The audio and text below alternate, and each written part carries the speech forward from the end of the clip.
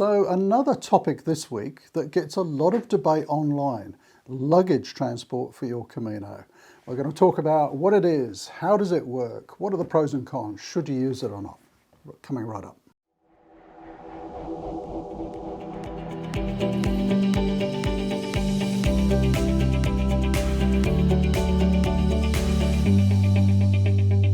Okay, first of all, luggage transport, no judgment here. There seems to be, amongst some Camino circles, a bit of a looking down the nose at people who use luggage transport. I've used it when I've been injured. Lots of people use it. So no judgment here. I'm going to go through what it is, how you can use it, some of the websites that you can use to book it. And at the end, I'll talk about whether I use it or not and some of the pros and cons, and we'll leave it right up to you. Okay, so what is luggage transport? It's a question that gets asked more and more frequently online these days. And I've got to really make sure I don't go down the track of judging, I think there is a tendency, I'll make one statement. I think there is a tendency these days for more and more people to treat the Camino a little bit like a package holiday and want to take, everything, including the kitchen sink with them and lots of luggage. That's fine. We'll talk about the pros and cons of all of that. Judgment over. Let's talk about then what it is, how it all works and so on. So luggage transport is a great service. It enables you to transport stuff either from the beginning of your Camino to the end, or the most common way that people use it is that they transport their luggage on a daily basis.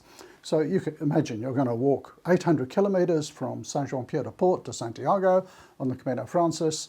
You have a couple of options. You can carry a relatively heavy backpack, or you can carry a very light backpack and have some luggage moved every day for you. So your spare clothes and things like that. And there are lots of services that do that for you. Basically, you prepare your luggage in the morning. It generally has to be ready at your accommodation by about 8 a.m. Off you go, walking your next stage. The luggage transfer companies come along, they'll pick up your luggage and it's all labelled, and they'll drop it off at your accommodation that next day. So it's great.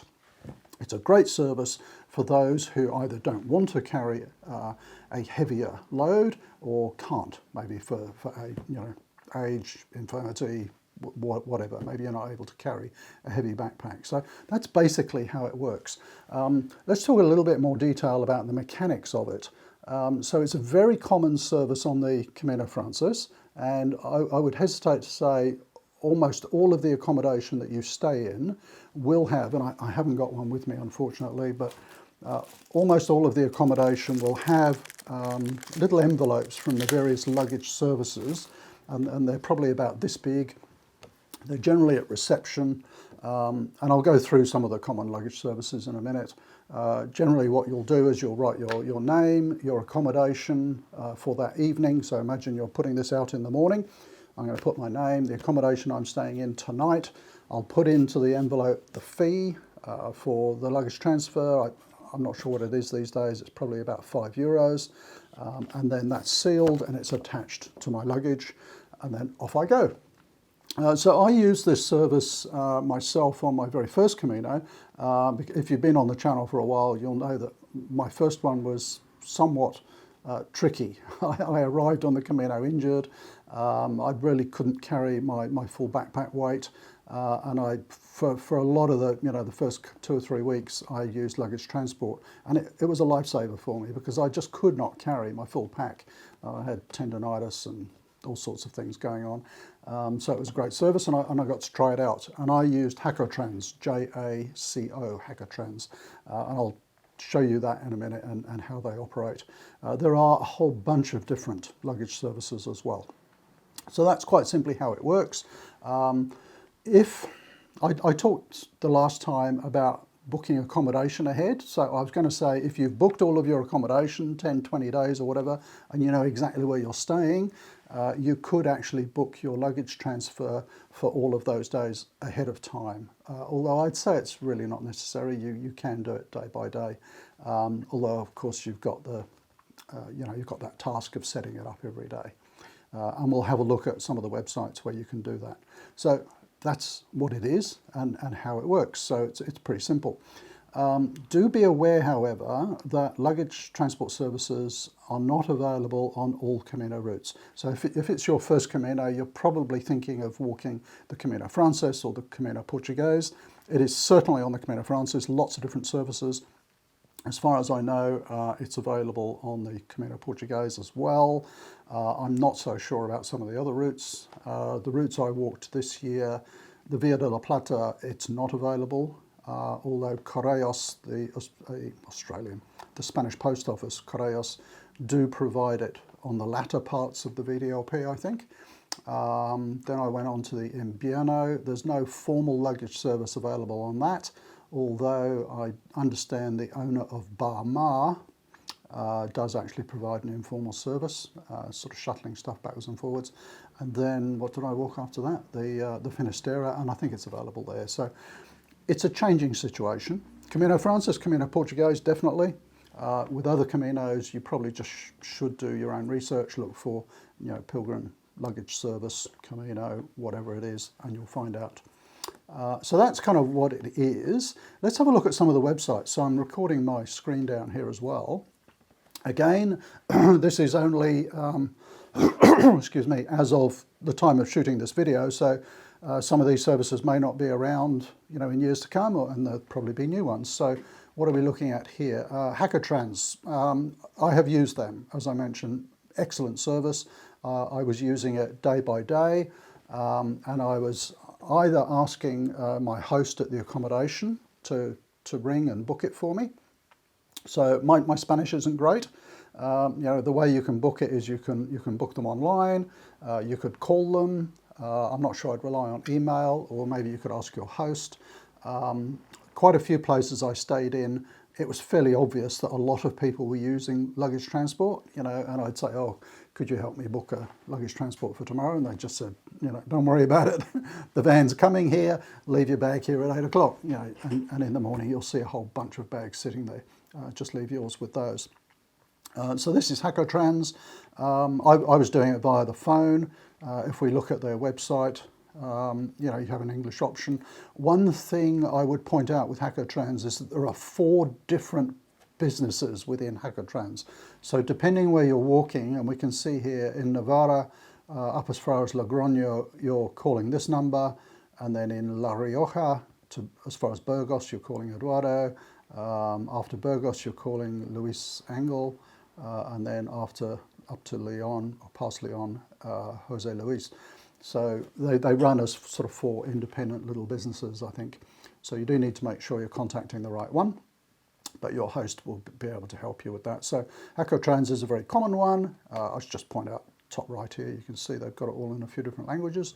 You can, by the looks of things, just book it online. So let's say we were picking the 15th of December, and that's sort of the from and to. I won't do all this online because it'll take a while. So we could actually all book it all online. What's the next one we've got? Correos. So this is the Spanish postal service, and the service you're looking for is Pack Mochila, which mochila just means pack, or luggage, not quite sure exactly. And you can send things along your Camino step by step, or all the way to the end of Santiago, using this service. And again, it's all outlined there. You can do online bookings. I'm not sure if they have the little labels. They probably do in your accommodation, but very easy to do an online booking. And I think I noticed on here that if you book a number of stages, you get a discount. So a lot of people say the Correos service is really good. If we look at the Caminos, you'll see they have a whole bunch of Caminos listed here. So there we go. Look, they cover a lot of them.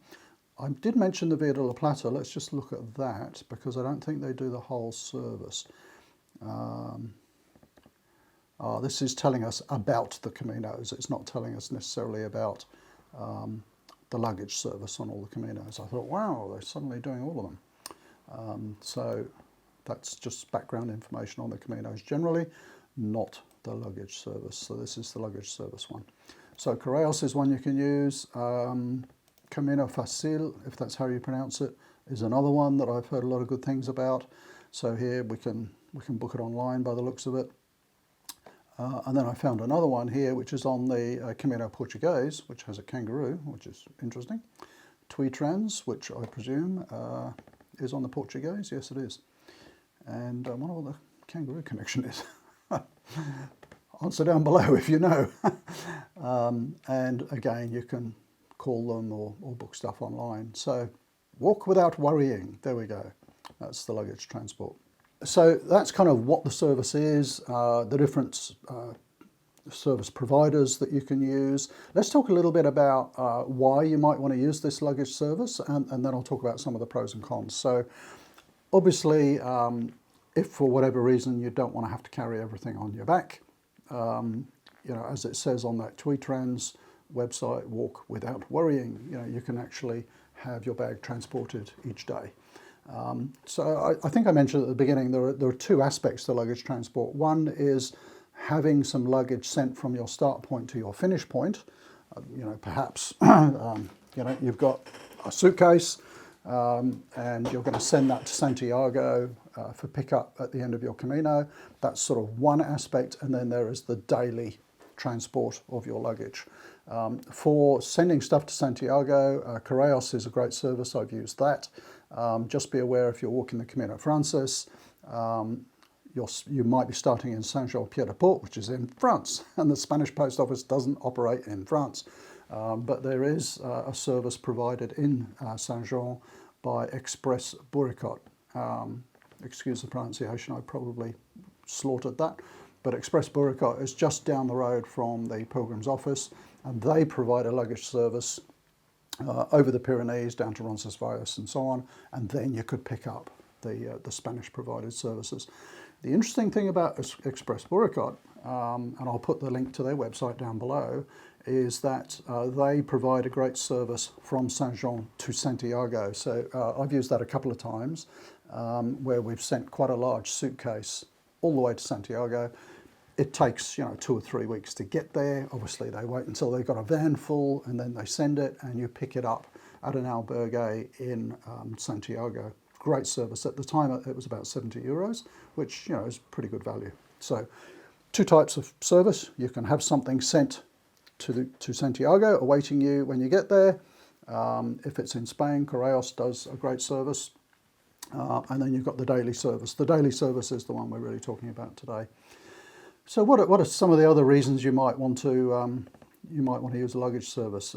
Some people walk with CPAP machines. You know, maybe they've got sleep apnea and they don't want to be carting, you know, this equipment. Maybe you've got other medical equipment to carry along. You know, maybe there are things that you need to carry, which if it's in your backpack is going to be a little bit too much for you to cart along however far you're walking. So that's all the sorts of reasons why people use luggage transport.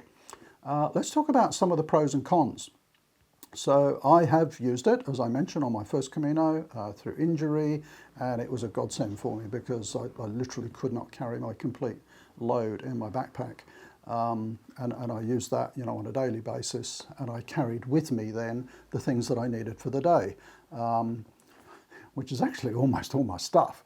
You know, so we're sort of getting into the pros and cons here, because if you think of what you need to walk your Camino, what is it, if you wanted to lighten your load on a daily basis, what would you actually take out to have transported? So in my case, it was my spare clothes, it would be my washing stuff, it was my sandals to wear in the evening.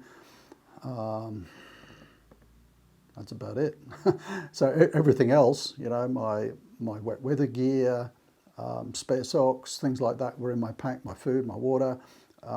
So I was lightening my load by maybe 2 or 3 kilos by having stuff sent forward, which for me at the time made a big difference. So that's, again, some of the reasons why you might want to carry stuff. Let's talk about the pros and cons a bit. And my biases will start to emerge because I've got more cons than pros. Obviously, if you can't carry all your stuff, it's a great benefit to use the luggage service. What are some of the downsides? The flexibility. First of all, let's imagine, you know, I'm walking today from A to B. I've got to know where I'm staying tonight because I've got to be able to write on my envelope for the luggage company where to send my bag. So what if I haven't decided where I want to stay tonight? What if I change my mind halfway through the day? You know, it's an added constraint over the freedom of walking my Camino. So that's one downside. The other thing I really should mention is that some of the albergues, particularly some of the municipal albergues, I think on the Frances and some of the Donativos, will not take luggage. So do check, and if you're checking, you know, your accommodation on Gronza or a website like that, it'll generally say whether they accept transported luggage. Some have said they won't accept suitcases, very specifically. Some have said they won't accept luggage transport services. There could be a number of reasons for that. I'm not going to speculate. One, they probably don't believe that pilgrims, you know, should be travelling with suitcases. Well, you know, I don't think you can dictate how people walk a Camino. Another one might be that they don't want the responsibility of suitcases, you know, outside their accommodation, because these suitcases will get unloaded and potentially just be sitting on the doorstep, you know, for hours until you get there. So there's that responsibility and security issue. But just be aware that not everyone takes luggage. If you're staying in private accommodation, they generally will. So flexibility is a little bit of a downside. I mean, there's the expense of it. I mean, my last Camino was 60 days. I'm going to have to do some mental arithmetic here. If I was paying €5 a day to have luggage transported, that would have been another €300. Not going to break the bank, but it's probably an expense I can do without. I think one of the downsides of using luggage transport, for me, is the sense of security that it gives you. And what happens is that you carry too much stuff. So I've seen that happen to me on my first Camino with my wife, Pat. We did a short one and we used some luggage transport there because she didn't want to sort of carry too much. We ended up carrying way too much stuff, way too much. You know, because naturally you think, oh, well, I'm having this suitcase transported every day. Oh, I can carry 4 shirts, I can carry 10 pairs of socks, I can put a rice cooker in, private joke. You know, we can put all kinds of stuff in and it won't matter. So you end up carting all this stuff with you. The first time I walked without utilising luggage transport, so that was basically after my first one, when I was injury-free, I really focused on what was going into my backpack, because I wanted to keep it as light as possible. And I was carrying half the amount of stuff. And like I say, if for whatever reason I ended up needing to use luggage transport, I mean, I'm not sure what I would have taken out, maybe a kilo. So I think not having, you know, luggage transport, taking aside the fact that, you know, for health reasons, whatever, you're carrying a CPAP machine, you know, you might have to use it. All that aside, luggage transport can be a little bit of a crutch, I think, for those who don't necessarily need it, and you can end up carrying way too much stuff. So if you're kind of on the fence about it, I just say have a think about it, because you know, you really don't need to carry a lot. And if you're carrying it all on your back, it's going to force you to lighten the load, travel without too much stuff, and that uncluttered sort of feeling is tremendous. And I have to say, when I was able to walk with everything in my backpack, I just felt so much more a sense of freedom and a lack of constraint and so on. It was wonderful. So yeah, I'm kind of pro not luggage transport, other than for those who need it for whatever reason. The other sort of downside of luggage transport is that it's not available everywhere. So certainly not on the Via de la Plata. So again, that really focused my planning on my last Camino to make sure it's really light, because, you know, there is no way I can get stuff transported. I did see some Spanish pilgrims using a taxi every day to send luggage forward, but that starts to get very expensive. And, you know, they were saying to me, what have you got in your pack, you know, and how heavy is it? And it wasn't much bigger than their packs, you know, just packed light. My next Camino, I think, is going to be the Camino Madrid. As far as I know, there's no luggage services there. So, I mean, I'm kind of not that inclined to use them unless I was injured or something. So, you know, if I picked up an injury along the way, yeah, then it's great. I can lighten my load for a few days and give my body a rest. So anyway, that's luggage transport. I hope I haven't been too judgmental. I didn't want to be. It's a great service for some people who need it. Hopefully now you kind of understand what it is, how it works, some of the luggage services that are available, some of the things to watch out for. Do make sure that your accommodation permits luggage transport. There are a few that don't. And you can check online to see if the particular Camino that you're going to walk provides luggage transport. So best of luck in planning your Camino. And if you have any particular views or experiences of luggage transport, do comment down below.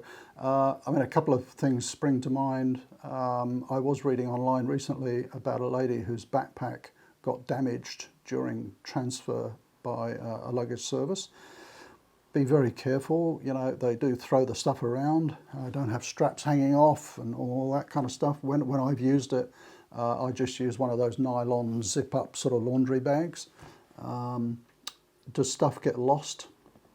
Oh, very, very rarely. I mean, if you're using the service, maybe you want the comfort of putting an air tag in your bag or something, some sort of, you know, GPS tag. I did get to one accommodation on my first Camino and my bag wasn't there. And I rang the luggage service and they popped back about 15 minutes later.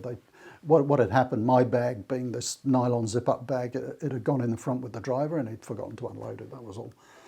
You know, it was going to come back at the end of the day when they found it. But generally it's a very good service, very reliable. I hear lots of good things about all the different companies that do it. So if you've got any questions about luggage services and the pros and cons, do comment down below. Otherwise, I'll see you next time with a different topic. Bye for now.